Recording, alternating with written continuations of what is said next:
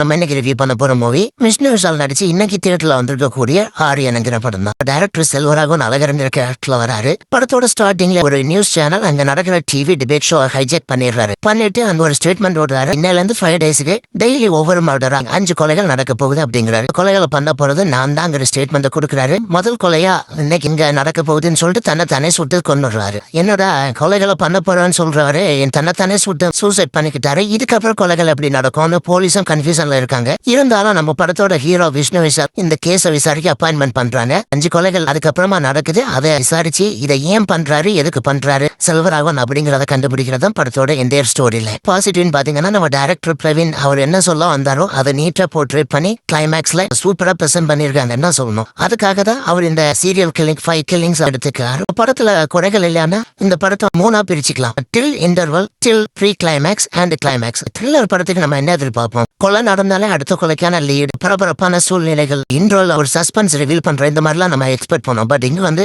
டில் இன்ட்ரோல 3 murders நடக்குது. எங்கேயுமே வந்து ஒரு பெருசான லீடு எதுவுமே கிடைக்கல. இன்ட்ரோ ஓடும்போது ஒரு ஹை பாயிண்ட்ஸ் எதுவுமே கிடையாது. அடுத்து இன்னும் 2 கொலைகள் எப்படி நடக்க போகுது அப்படிங்கிற ஒரு இதுல தான் போவோம். ஸ்டில் ப்ரீ கிளைமேக்ஸ் பாத்தீங்கன்னா திரும்பவும் கொலைகள் நடக்குது. இவங்க கொலைகளுக்கு பின்னாடியே போறாங்க. கிளைமேக்ஸ் நெருங்கும் போதுதான் செல்வராகவனே வந்து சொல்ற கிளைமேக்ஸ் நெருங்கிட்டோம், இதுக்கப்புறம் தான் நீங்க தரமான சம்பவத்தை பார்க்க போறீங்க அப்படிங்கிற மாதிரி கிளைமேக்ஸ் வரைக்கும் நமக்கு வந்து இது ஒரு நார்மல் ரெகுலரான ஒரு பிளாட்டான மூவியா தான் இருக்கு. பெரிய லெவல்ல ஒரு லீடு சஸ்பென்ஸ் அப்படிங்கிற மாதிரி இல்லாம எப்பதான் இதுக்கான ரீசனை சொல்ல போறீங்க அப்படிங்கிற மாதிரி நம்ம வெயிட் பண்ணிட்டு இருக்கோம். நம்ம என்ன எதுக்காக வெயிட் பண்றோமோ அதே கான்செப்ட் தான் ரிவீல் பண்ண முடியாது. சோ நீங்க பாருங்க. ஜென்ரலா பாத்தீங்கன்னா இது ஒரு 1 டைம் தியேட்டர்ல பார்க்கக்கூடிய ஒரு வொர்த்தபிளான மூவி தான். பார்த்துட்டு உங்க கமெண்ட்ஸ் கமெண்ட் செக்ஷன்ல போடுங்க.